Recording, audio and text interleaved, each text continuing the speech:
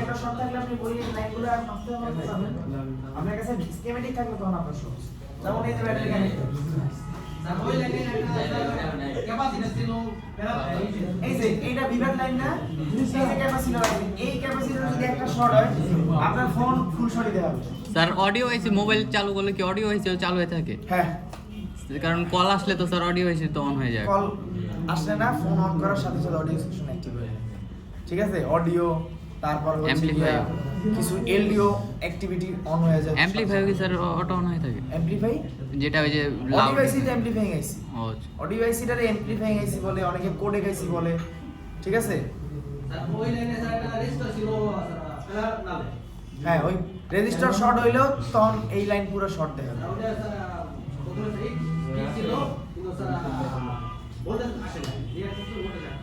ওই যে ও নিজে ওপেন হয়ে আছে বা গ্রাউন্ডের সাথে শর্ট হয়ে আছে, এই জন্য ভোল্টেজটা পাস করতেছে না, ও ব্লক করে রাখতেছে। আচ্ছা, কয় নাম্বার? 11।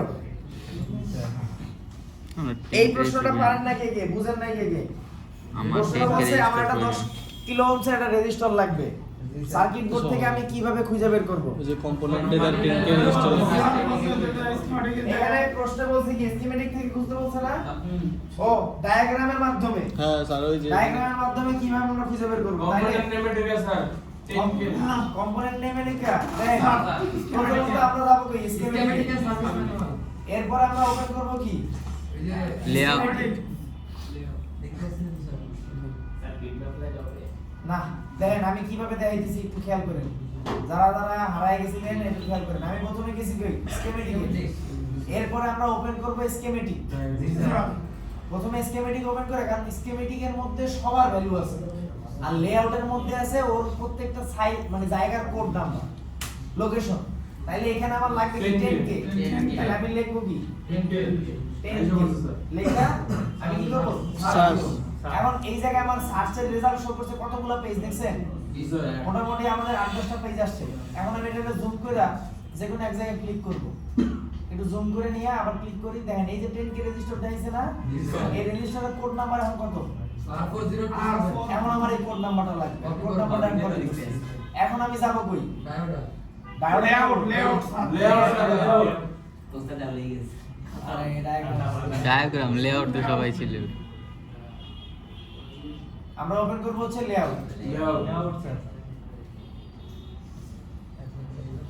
এখন লেআউটে গেছি, দেখেন প্রত্যেকটা কম্পোনেন্টের কিন্তু কোড নাম্বার দেওয়া আছে।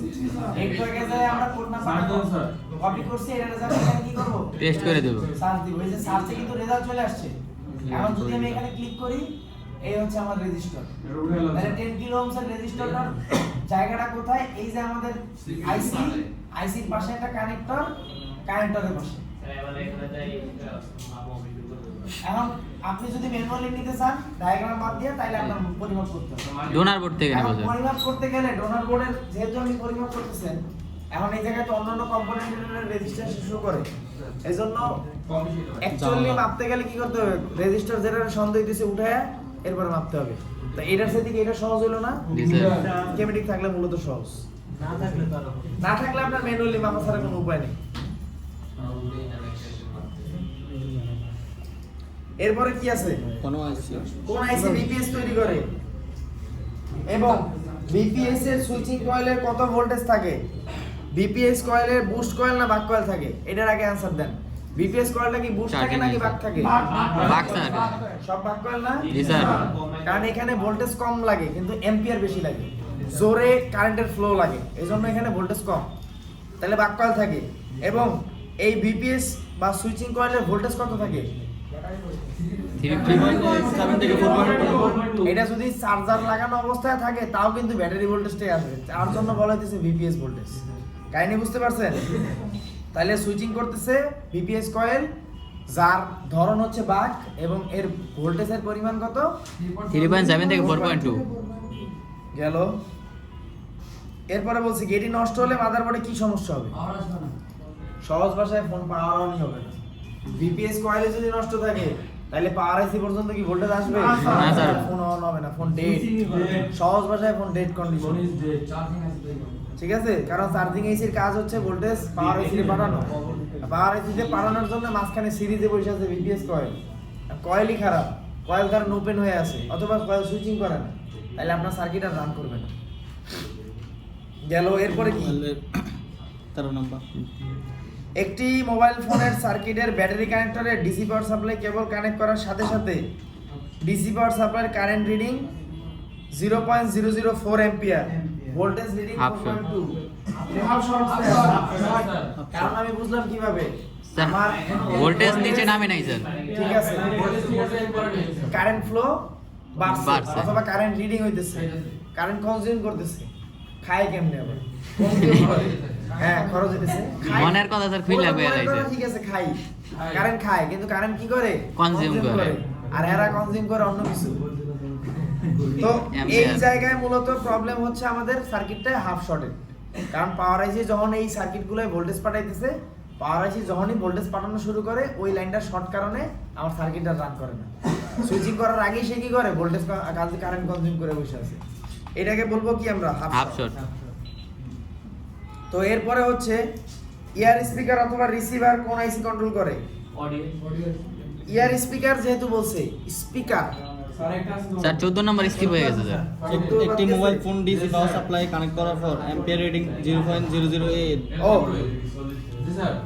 00 আছে, কারেন্ট কনজিউম করতেছে, মানে কি কোনো শর্ট নাই? না স্যার, ভোল্টেজেও সেম আছে। পাওয়ার সুইচ অন করার পাওয়ার সুইচ ট্রিগার করার পরে 0.09 মিলি অ্যাম্পিয়ার এসে দাঁড়ায় আছে, বুটিং। কোন অবস্থা আছে? তাইলে Fast boot এ? আর তো রিডিং বাড়তেছে না, তার মানে কি ফোন রান হইছে? না স্যার, ফাস্ট বুট আটকে তাহলে আছে। ফাস্ট বুট আটকে আছে, লোগো আসে আটকে যায় আর কি, লোগো এসে আটকে আছে। একবারে লাস্ট বেঞ্চ, তিনজন যারা ফোন চাপতেছেন, একজন দাঁড়ান, যে কোনো একজন দাঁড়ায় যান, নাম করে কনফিডেন্টলি, নাহলে আমি যে করে দাঁড়া করবো। মিডলম্যান দাঁড়ান। মিডলম্যান। মিডল কিছুই পারে না। প্রশ্ন শুনছেন? কেন বাসায় চলে যান, লাভ নাই তো, হুদাই বলে থেকে লাভ আছে নাকি? ওয়াইফাই ব্যবহার করতেছেন মাগনা, কোনটা?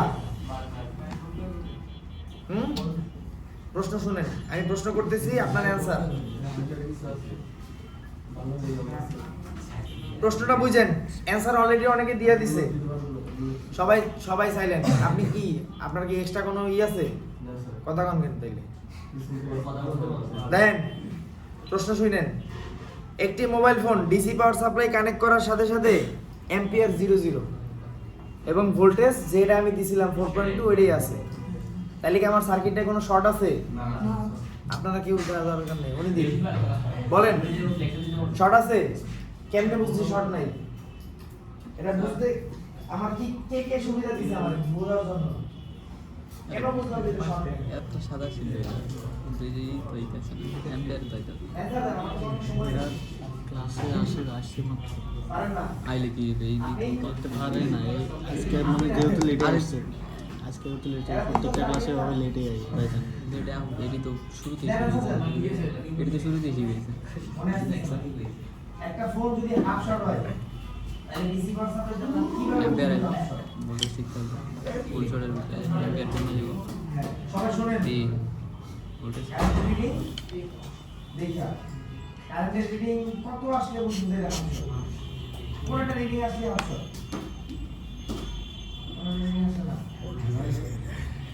ফুল শর্টে লেগে আমরা বুঝবো।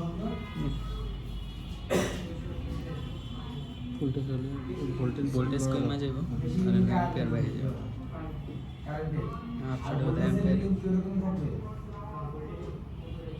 হ্যাঁ, ভিডিও দেখছেন, এটা একবারে বলেন সিরিজের কত কারেন্ট এবং ভোল্টেজের পরিবর্তন হবে, তাই এটা কি শর্ট হিসেবে ধরবো আমরা? Full short. Full short.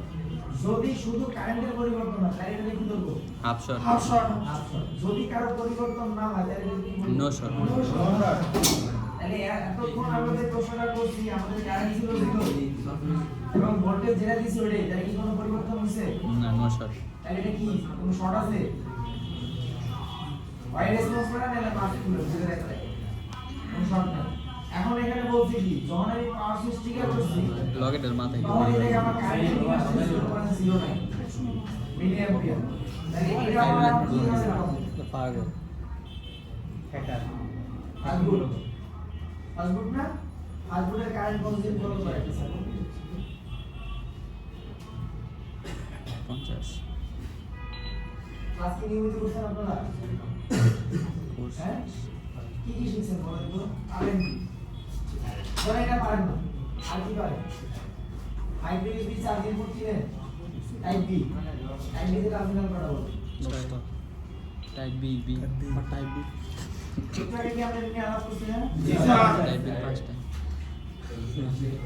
Type C মনে হচ্ছে টাইপ সি রাখো 8টা 10টা থাকে টেকনিশিয়ান তো ভালো। সিএনসি করে করলে 5টা ডাবল না 5টা ডাবল জিজ্ঞেস করো আমি সবাই টাইপ বি জিজ্ঞেস চিনেন? করো তো উল্টা এই বলে কিন্তু তোমার বরাবর মাপতে গেলে তো প্রথমে না কাজটা টাইপ সি তে লাইন থেকে করেন। আইডিয়া করেন। ও ঠিক আছে 5টা ডিএক্স আর এক্স চারটা অপশন দিলাম। আমি কিন্তু আপনারও নজরে রাখছি। আলাপ করেছিলেন। তারপর ডাটা বলছে ডাটা নেগেটিভ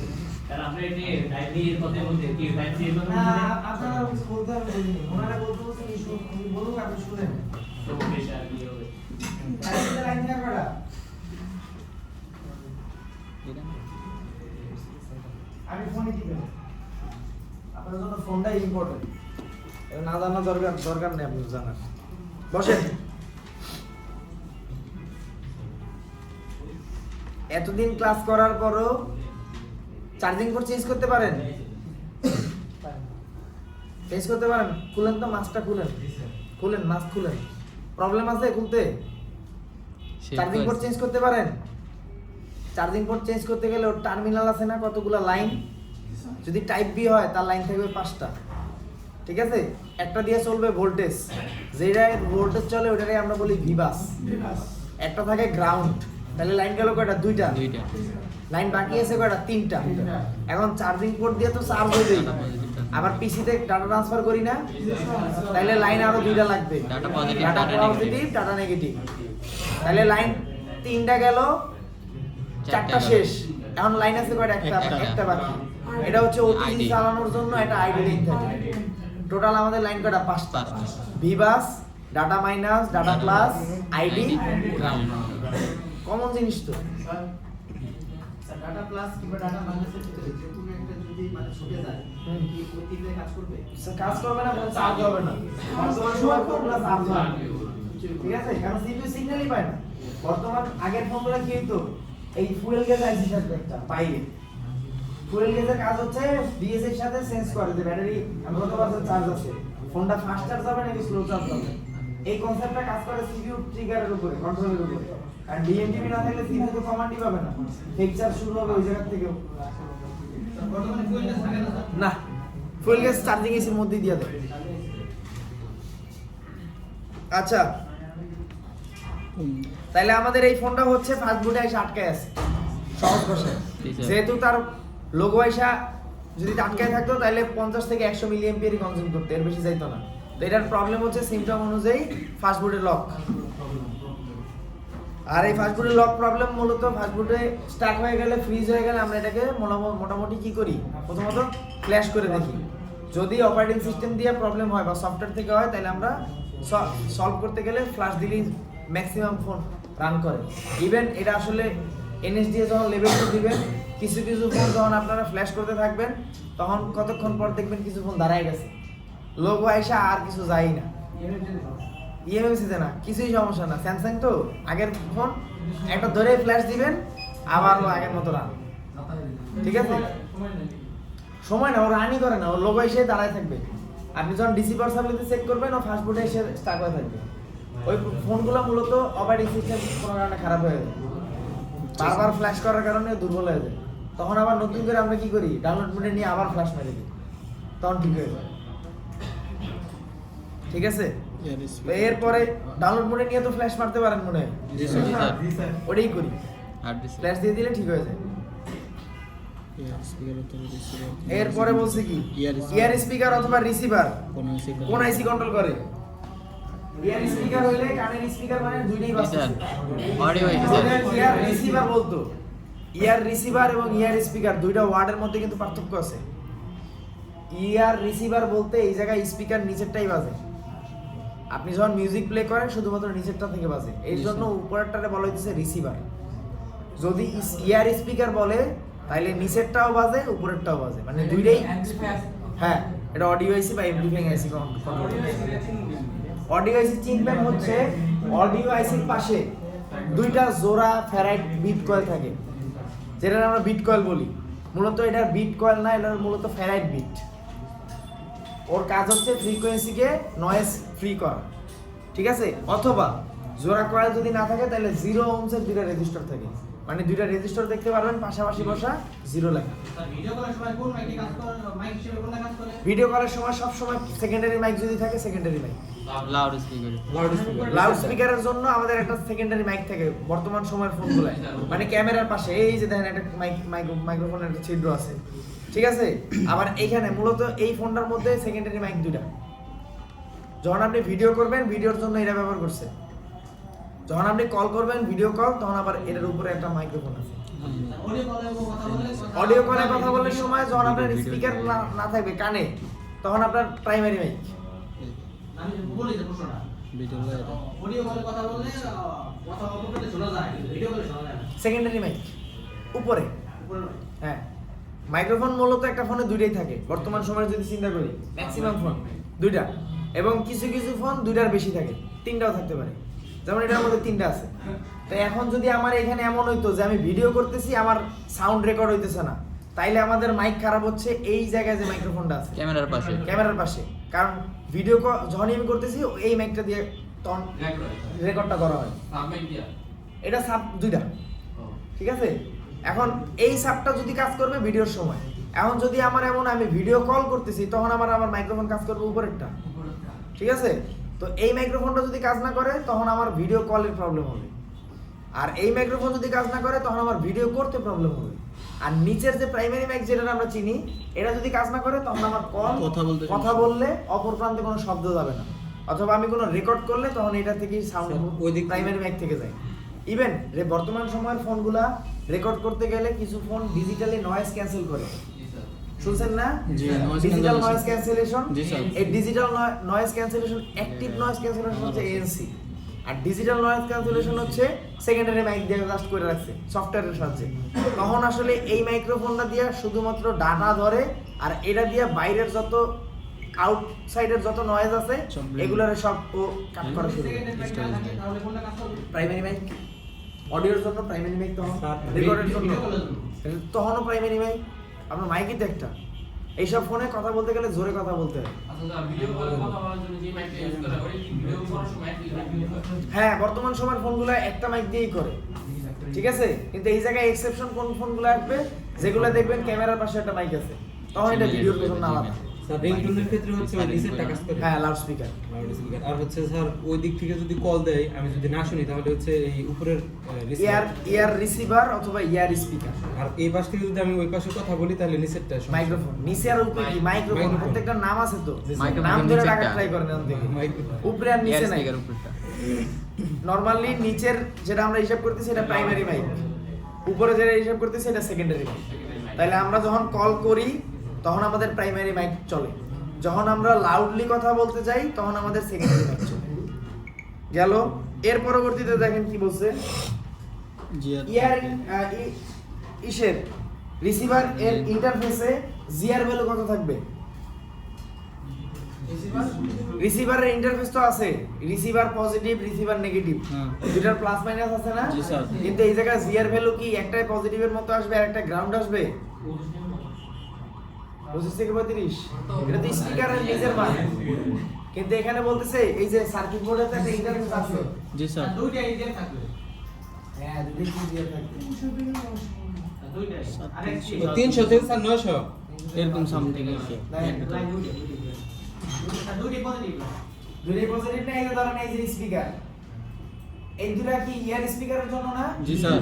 এখন এইটা যদি আমাদের পজিটিভ হয় এটা তো নেগেটিভ, জি। কিন্তু এখানে জিআর ভ্যালু যদি আমি পরিমাপ করি এখানে দুইটাই আমার পজিটিভ জিআর আসবে, কারণ এটা শুধু ডাটা সিগন্যাল করতেছে, এখানে কোনো ভোল্টেজের নেগেটিভ কোনো সাপ্লাই নেই, ঠিক আছে। তার মানে আমি যদি জিআর পরিমাপ করি আমি জিআর দুইটাই সমান পাবো, এবং জিআর ভ্যালু যদি আমাদের রেফারেন্স চিন্তা করি তাহলে 0.300 থেকে 6 বা 900, ঠিক আছে। সহজভাবে 300 থেকে 900 এর মধ্যে জিআর আসবে, এবং পজিটিভে যে জিআর আসবে নেগেটিভে সমান জিআর আসবে। যদি কোনো কারণে নেগেটিভে কম জিআর আসে তাহলে নেগেটিভ লাইনে দেখেন কতগুলো কম্পোনেন্ট আছে। এই সবগুলো চেক দিতে হবে। কেউ যদি গ্রাউন্ডের সাথে কানেক্টেড থাকে, ওর যদি কোনো প্রবলেম হয়, লিকেজ থাকে, তাহলে এখানে আমার জিআর কমন এটা কি বোর্ডের নাম না কম্পোনেন্টের নাম?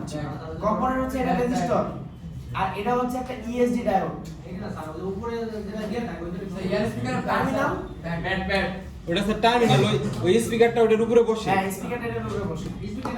হ্যাঁ, এটা স্পিকারের প্যাড অথবা টার্মিনাল অথবা পিন, যে নামে আপনি ডাকেন। পিন স্যার, পিন সহজ বলে মূলত পিন আমরা সহজ ভাষায় মনে রাখতে পারি, কিন্তু অ্যাকচুয়ালি এটাকে বলা হয় ইয়ার স্পিকার প্যাড অথবা ইয়ার স্পিকারের টার্মিনাল। ঠিক আছে জি স্যার, এটা কি উপরেরটা না নিচেরটা স্যার? এটা উপরেরটা। উপরেরটা। উপরে ইয়ার স্পিকার। এরপরে কোন প্রশ্ন আছে? 17 16 কি ফোন একটি মোবাইল এরপরে বলছি কি ওই লাইট সিরিজ কি কি সিরিজ লাইনে কম্পোনেন্ট? কি কি থাকে? কম্পোনেন্ট থাকে? সিরিজ লাইনে মূলত ক্যাপাসিটর এবং রেজিস্টর থাকে, আর আর প্যারালালে কি থাকে? ক্যাপাসিটর এবং একটা ইএসডি ডায়োড। ক্যাপাসিটর এবং কি ইএসডি ডায়োডের কাজ কি? এখানে ইএসডি ডায়োড কি করে? রেডিয়েশন কমায়। আমাদের হ্যাঁ হ্যাঁ টিভিএস ডায়োড। স্যার সিরিজ লাইনে কখন ক্যাপাসিটর পাবো স্যার? সিরিজ লাইনে ক্যাপাসিটর এগুলো ফিল্টারিং করার জন্য কিছু সিরিজ লাইনে ক্যাপাসিটর থাকে, কারণ সব মোবাইলে তো থাকে না স্যার। ইয়ার স্পিকারে সব জায়গায় থাকে।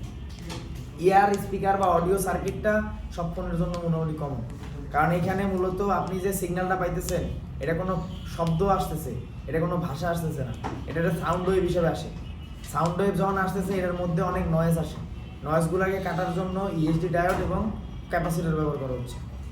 আপনি যদি ক্যাপাসিটরটা ফালাই দেন, প্যারালালে বসছে ঠিক আছে, ফালাই দিছেন, এই জায়গায় শব্দ ফিল্টার হবে না, তখন সাউন্ডই আসবে না। ফিল্টারিং এর জন্য এটা ফিল্টারিং এর সিরিজ জন্য ব্যবহার করা হয়। এরপরে কি আছে? এরপরে স্যার একটি মোবাইল ফোনে রিংটোন না বাজলে আমরা স্টেপ বাই স্টেপ কি কি চেক করব? আপনি বলেন তো কি কি চেক করবেন স্টেপ বাই স্টেপ? একটা ফোনে রিংটোন বাজে না, স্টেপ বাই স্টেপ কি চেক করবেন? দুম্বা চালে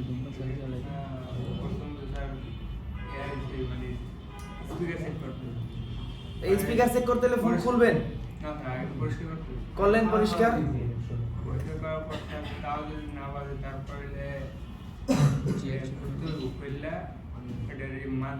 মান চেক করতে হবে। এখন যেহেতু বলছে কি স্পিকার রিংটোন বাজতেছে না, রিংটোন তো লাউড স্পিকার দিয়েই বাজে, স্যার।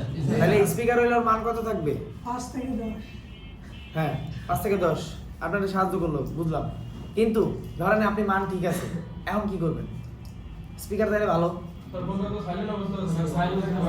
এটা তাহলে আপনার প্রথমে চেক করা উচিত ছিল, বুঝছেন? এখন না কইলা কাস্টমার মদন, কাস্টমার কিছু আছে মদন, স্যার বাচ্চা পোলাবে না একটা ঠিক আছে? সাইলেন্ট করে রাখে। বুঝবে না। অথবা কিছু কাস্টমার আছে জীবনে মোবাইল ফোনটা একটা খালি এটা দরকার এই জন্য ব্যবহার করছে। আর এই মোবাইল এটা কি স্যার বিল করা যাবে যে স্যার এই সাইলেন্ট করে রাখছে বা এই সেই করে রাখছে সেটা? এমন এমনও কেস জীবন হইছে যে পোলা বিদেশ থেকে ফোন পাঠাইছে, ছোট ভাই ফোন পাঠাইছে, ফোনটা এয়ারপ্লেন মোড করা, সিম ভরছে, সিম চলে না, দৌড় দিয়ে আসছে টেকনিশিয়ানের কাছে যে আমার ফোন বিদেশ দিয়ে পাঠাইছে আর বাংলাদেশে সিম চলে না। আমি এটা সিপিইউ রিভলভ মুরগি তো বানাই ফেলছে, সিপিইউ রিভলভ করুন স্যার। এখন সিপিইউ রিভলভ করছে বা যাই করছে, বিল বানাই ফেলছে 4-5 হাজার টাকা। কি করছে? জাস্ট এয়ারপ্লেন মোডটা অফ করে দিছে। কাস্টমারের তো কইতে হবে স্যার একটু চা খেয়ে হেন হ্যাঁ, কাজটা করে এটা রাখতেছি। আসলে কাজ করার ক্ষেত্রে এটা যদি করেন, এটা আসলে লোক ঠকানো হইতেছে। মানে এই জায়গায় আপনি লোক ঠকায় কয় টাকা নিছেন? 5,000 টাকায় নিলেন। আমার দেখাচ্ছ এরকম লোক আছে। স্যার এলাকায় আমি যাদের থেকে শিখছি, আমি এমন না তো আমি তো খালি ট্রেনিং করে শিখছি এমন না, বা ট্রেনিং করাতে করাতে শিখছি এমন না। আমি যখন ছোটবেলায় যেই সব দোকানে দৌড়াদৌড়ি করতাম, আমার কিছু এলাকার বড় ভাই আছে যারা এই মোবাইল ফোন রিলেটেড কাজ করে আরো 10-15 বছর আগের থেকে। ইভেন আমি ক্লাস 6-7 যখন স্কুল মানে টিফিন টাইম থাকতো, আমার স্কুলের সামনে যে দোকান, ওই দোকানে গিয়ে বসে দেখতাম কি করে। আর ওনার কম্পিউটারে গেম ছিল, আমি গেমও খেলতাম বয়ে বয়ে, ঠিক আছে? তো ওই সময় এক এরকম বহুত পাবলিক পাইতাম।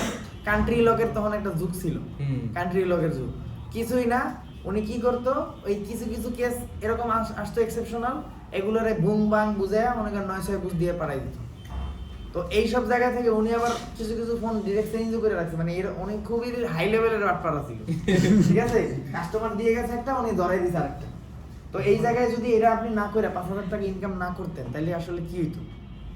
ধরেন আপনি ওর প্রবলেমটা এয়ারপ্লেন মোডটা আপনি সলভ করে দিবেন, কিন্তু আপনার বিল নেওয়ার ইচ্ছা, তাহলে আপনি 5,000ই নেন, আমার এটা নিয়ে কোনো কনসার্ন না। কিন্তু এই জায়গায় মিথ্যার আশ্রয় না নিয়ে যদি আপনি বলেন আপনার নেটওয়ার্ক প্রবলেম আমি সলভ করে দিব, আমার বিল বা আমার সার্ভিস চার্জ 5,000 টাকা, ওর যদি অ্যাবিলিটি থাকে তাহলে তো 5,000 টাকা করাই নিল, অথবা আপনার সাথে নেগোশিয়েট করার তো ট্রাই করবে, বার্গেন করবে না, একটু কমান, বা একটু একটু কমান, কমান। 2,000 নেন, 3,000 নেন, তাহলে আপনার সিপিইউ রিভল আরএফআইসি চেঞ্জ এই মিথ্যার আশ্রয়ে তো যাওয়া লাগতেছে না। আপনার যদি এটা হয় তো এমনি আপনার টাকা দিবে, ঠিক আছে? তো এই জন্য আপনারা অন্তত ট্রাই করবেন, যেহেতু আমরা একটা হেলদি একটা জেনারেশন তৈরি করার একটা প্রচেষ্টায় আছি, এই মিথ্যা যারা বলতো আগের থেকে এই টেকনিশিয়ানদের নাম কিন্তু খারাপ করছে ওই সময় থেকেই। টেকনিশিয়ান মানে মনে করতো চোর, মনে করতো বাটপার। এই জায়গাটা যাতে আমরা অল্প হইলেও এই জায়গায় একটু কন্ট্রিবিউট করতে পারি, ওই লেভেলটা চিন্তা করবেন। বিল আপনি নেন, আপনি 10,000 নেন, 20,000 নেন, এটা নিয়ে আমার কোনো টেনশন জিমেল নেই। খুলতেও তো টাকা নিত মাসে হ্যাঁ। একটা সময়। ইমো অ্যাকাউন্ট খুলতে টাকা নেই, এরকম আমি ওই এখনো আছে। তারই দেখছি এখনো স্যার আছে। ইমো অ্যাকাউন্ট খুলতে টাকা নিত, আরো আরো বহুত কাম কাজ করতো, এগুলা যেগুলা মানুষের সাথে এমনি বেইমানি। বসে গেলে এমনি করা উচিত, কিন্তু তার জন্য টাকা নিত। আচ্ছা যাই হোক, তাইলে আমরা প্রথমত সেটিং চেক করবো, এটা কেউ ভুল করেন না। এনএসডিএ যখন অ্যাসেসমেন্ট দিবেন এই শর্ট প্রশ্নগুলো আপনাদের কমন করে ফেলায়, ঠিক আছে? তারপরে কি LDOIC এর কাজ কি? এলডিওআইসি এর কাজ কি? Low drop out, low drop out. এই টার্মিনাল চারটা সুইচিং করা, ইনপুট আউটপুট আর ভোল্টেজগুলোকে যার যতটুকু প্রয়োজন পাওয়ার আইসির মতো কি করে ও পাঠানো শুরু রেগুলেট করে দেয়। রেগুলেট করা শুরু করে, ঠিক আছে? ভোল্টেজ নেয় ভিপিএস, দেয় পাওয়ার আইসির মতো রেগুলেট করে, ঠিক আছে? এবং এর টার্মিনাল কটা থাকে? চারটা। আর এই চারটা টার্মিনালের মধ্যে একটা থেকে ভোল্টেজ ইন হয়, একটা আউট হয়। একটা থেকে সিগন্যাল নেওয়ার জন্য এনাবেল সিগন্যাল পায়। এনাবেলের ভোল্টেজ কত থাকে জানেন?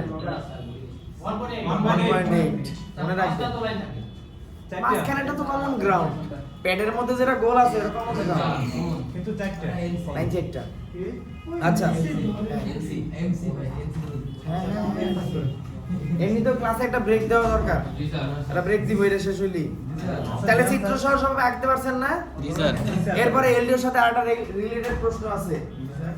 বিআরএসি L17 2.8 এই ওয়ার্ডটা কি সবাই বুঝছেন? স্যার এটা আরেকবার দিছে, বুঝি নাই স্যার, এটা একটু বলেন স্যার চিত্র সহকারে দেখেন স্যার। চিত্র সহকারে দেখাতে হবে। স্যার, এটা একটু চিত্র দেখাই দিছি। কোন পাশে কোনটা থাকবে? প্রশ্ন করো, কিন্তু প্রশ্ন যদি কনসেপ্টটা বুঝেন তাহলে দেখবেন যে প্রশ্ন একেবারে সহজ প্রশ্ন। এটা ওখানে হয় না।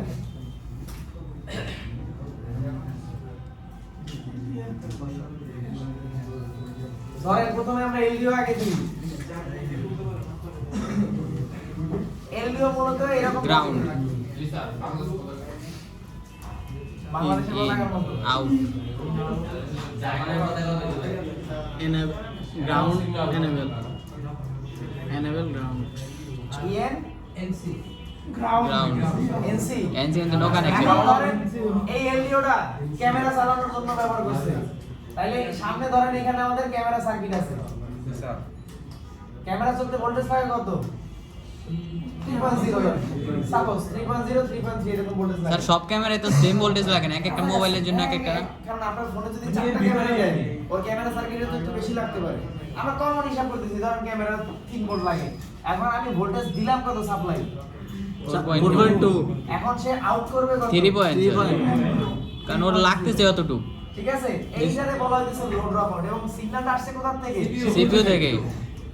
সিপিইউ। তাহলে ইএন সিগন্যাল আসছে CPU থেকে। এবং ভোল্টেজ কত এখানে? 1.8। 1.8। এই ইনাবেল লাইনটা চলতে গেলে তার 1.8 ভোল্টেজ লাগে। এখন আপনাকে একটা ওয়ার্ড বলছে এখানে ভি আর ই জি, তারপর কি আছে? L17 2P8 1.8। তাইলে এইখানে ভি আর ই জি বলতে কি করছে? Voltage regulate. ভি রেগুলেট করে কোন আইসি? পাওয়ার আইসি পিন নাম্বার 17 পাওয়ার আইসি এখন এল 17 দিয়ে বুঝাইতেছি কি জানেন LDO 17 number LDO number 17 LDO number 2.8 17 আর 2.8 মানে কি 8 ভোল্ট মানে হচ্ছে পাওয়ার আইসির মধ্যে যে 22টা অথবা 27টা এলডিও থাকে এই এলডিও থেকে সিরিয়াল নাম্বার 17 নাম্বার এলডিও থেকে 2.8 ভোল্টেজের আউটপুট হইতেছে জাস্ট এই লাইনটা বুঝে দিছে এটা স্কিমেটিক যখন পড়বেন আইসির যখন কাজ করবেন পাওয়ার আইসি যখন কাজ করবেন অথবা চার্জিং এর লাইন অথবা এটসেট্রা যে কোনো লাইন তখন দেখবেন যে এই সেম ওয়ার্ডগুলা ওই লাইনগুলো স্যার আপনি চোখ দিয়ে তো খুঁজে বের করা যাবে না 17 নাম্বার কোনটা এখন পাওয়ার আইসি তাহলে ড্রিল করে বের করতে হবে আমাদের কাছে যদি সেম কোশ্চেন আছে তাহলে আমরা কিভাবে লিখি হ্যাঁ ভিআরসি বলতে পাওয়ার আইসি থেকে ভোল্টেজ রেগুলেশন হইছে এল 17 মানে 17 নাম্বার এলডিও এবং 2.8 বলতে ভোল্টেজ তাহলে আপনি সহজ ভাষায় লিখবেন কি পাওয়ার আইসি থেকে 17 নাম্বার এলডিও থেকে 2.8 ভোল্টেজ শেষ বুঝছেন পাওয়ার আইসির আউটপুট ভোল্টেজ 17 নাম্বার এলডিও এবং ভোল্টেজ কত 2.8 অ্যানসার এতটুকু পাওয়ার আইসি এম 24টা বাইরেও যদি পাওয়ার আইসি তাহলে যদি হয় তাহলে ম্যাক্সিমাম কি হয় হ্যাঁ মাঝখানে বেশি ডিসপ্লে কানেক্টরে কয়টি সেকশন থাকে সেকশনগুলোর নাম না যদি আপনার ডিসি কোর্স হয় ডিসপ্লে কানেক্টর মিপি 10টি 10টি মিপি আর একটা দুইটা গ্রাউন্ড থাকে উপরে নিচে আচ্ছা আরো বেশি না তো আমরা একটা মোটামুটি ব্রেক নিতে চাইতেছি কয় মিনিটের ব্রেকটা হইলে হয় বেশি হয়ে যায় না আর স্যার 10 পাওয়ারে টাইম বেশি না না অনেকে স্যার ক্লাস 2টা পর্যন্ত হ্যাঁ হ্যাঁ তাহলে কম দেন 5 মিনিট বা 10 মিনিট 20 মিনিট করালে ছাত্র